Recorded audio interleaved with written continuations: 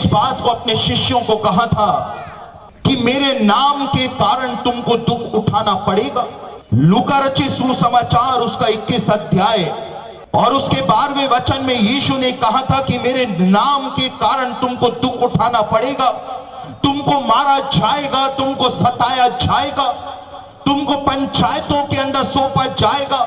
यीशु ने कहा था कि मेरे नाम के कारण सब लोग तुमसे बैर करना शुरू कर देंगे। दूसरा तिमुथियुस उसका 3रा अध्याय और उसके 12वें वचन में पौलुस ने भविष्यवाणी करी थी और पौलुस ने कहा था कि जितने मसीह यीशु में भक्ति के साथ जीवन बिताना चाहते हैं वे सब लोग जो हैं वो सताए जाएंगे। अंत के दिनों में ऐसा हो जाएगा। मेरे प्रियो, कलीसिया जो है उसने सताओं का सामना प्रथम शताब्दी से ही किया है। जिस समय से कलीसिया का जन्म हुआ उस दिन से ही कलीसिया जो है वो सताओं का सामना कर रही है और रोमन सम्राटों का सामना भी कलीसिया ने किया। और वो रोमन सम्राट जो थे वो मसीहों से इतनी घृणा किया करते थे कि भूखे आदमखोर शेरों के सामने वो मसीहों को फिकवा दिया करते थे और वो पूछा करते थे कि यदि यीशु का इनकार करोगे तो तुमको बचा लिया जाएगा। लेकिन कलीसिया के वो मसीही लोग जो थे वो इनकार कर दिया करते थे कि हमारा राजा तो केवल यीशु मसीह है। और शेर जो थे उनकी बोटी बोटी नोच करके खा जाया करते थे। रोमन सम्राट जिंदा मसीहों को एक सांचे के अंदर खड़ा करा दिया करते थे, लोहे के सांचे में, और उनके बालों को, खास तौर से महिला के बालों को उस सांचे से बाहर निकाल लिया जाता था और उसके बाद गर्मा गर्म उबलता हुआ मोम जो होता है वो उन महिलाओं के और मसीहों के शरीरों में उस सांचे में डाल दिया जाता था और वो मसीही लोग जो थे वो दर्द के मारे चिल्लाते थे यीशु का नाम।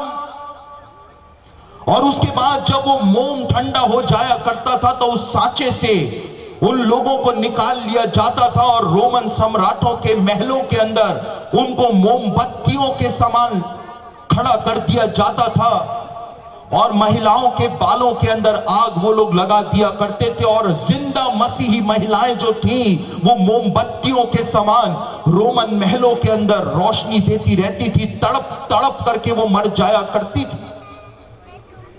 कलीसिया ने सताओं का सामना जो है वो तो प्रथम शताब्दी से ही किया है, लेकिन यीशु ने कहा था कि ये सताव जो है वो अंत में अपने चरम के ऊपर पहुंच जाएगा।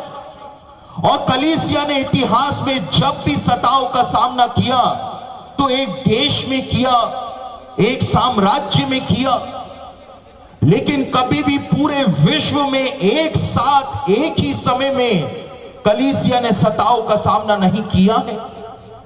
लेकिन मेरे प्रियो, कलीसिया इतिहास में पहली बार आज हमारे समय में कलीसिया एक ऐसे सताव का सामना कर रही है जिसका सामना पहले कभी भी कलीसिया ने नहीं किया है।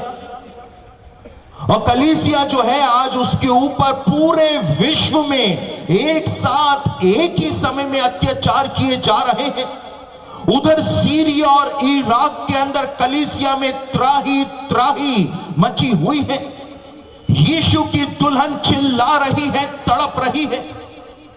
छोटे छोटे मासूम बच्चे जो मसीहों के हैं उधर सीरिया और इराक में उन छोटे छोटे मासूम बच्चों को आईएसआईएस के आतंकवादी जो हैं वो गोलियों से भून रहे हैं। छोटे छोटे मासूम बच्चे जो अभी पैदा ही हुए हैं वो आईएसआईएस के आतंकवादी जेसीबी मशीन से गड्ढे खुदवा करके जिंदा बच्चों को मसीहों के वहां पर दफना रहे। जवान लड़कियां जो है मसीहों की, उनके बलात्कार किए जा रहे हैं। उधर मध्य पूर्व में इतना अत्याचार कलीसिया के ऊपर हो रहा है। मसीहों को जिंदा, मसीहों को क्रूस पर कीले ठोक ठोक करके उनको मारा जा रहा है। मसीहों के घरों के अंदर घुस के उनको गोलियों से भूना जा रहा है और यीशु की तस्वीर को लेकर के उनकी लाश पर वो फेंक करके चले जाते हैं। उधर अमेरिका में डोनाल्ड ट्रंप के राष्ट्रपति बनने के बावजूद अमेरिका में यीशु की दुल्हन पर भयानक अत्याचार किया जा रहा है। यहां तक कि डोनाल्ड ट्रंप जो है उनके ऊपर भी वहां पर अत्याचार किया जा रहा है। कितना ज्यादा अत्याचार जो है वो पूरी दुनिया में आज मसीह की दुल्हन के ऊपर हो रहा है। मेरे प्रियो, पौलुस ने कहा था कि जितने मसीह यीशु में भक्ति के साथ जीवन बिताना चाहते हैं वे सब सताए जाएंगे। उधर इराक के अंदर जब ISIS के आतंकवादियों ने जब इराक के ऊपर आधे इराक के ऊपर कब्जा कर लिया तो जितनी भी जवान मसीही लड़कियां थी उनका बलात्कार करने के बाद लकड़ी का जो क्रूस होता है उसको लेकर के उनके गले से लेकर के अंदर उतार करके उनको जान से मार डाला। मसीहों के गले काट करके सड़क के डिवाइडरों के ऊपर सजाए जा रहे हैं कि वो यीशु का या तो इनकार कर ले और या फिर मरने के लिए तैयार हो जाएं। अपनी दुल्हन का रेस्क्यू ऑपरेशन चलाने के लिए इस संसार के अंदर वापस आ जाएगा और अपनी दुल्हन को यहां से बचा करके ले जाएगा। आज भविष्यवाणियां जो हैं वो पूरी हो रही हैं और मैंने पहले भी इस बात को कहा था कि आज पूरी दुनिया में मसीहों पर इतना भयानक सताव हो रहा है और उसके बावजूद यदि आप एंटरटेनमेंट के अंदर अपना जीवन बिता रहे हैं तो फिर सताव आपकी दहलीज से भी दूर नहीं है। समय आ गया है कि हम प्रार्थना करने में अपना जीवन बिताएं। इसीलिए यीशु ने कहा कि तुम जागते रहो और हर समय प्रार्थना करते रहो कि तुम इन सब आने वाली घटनाओं से बचने और मनुष्य के पुत्र के सामने विश्वास योग्य ठहर करके खड़े होने के योग्य बनो।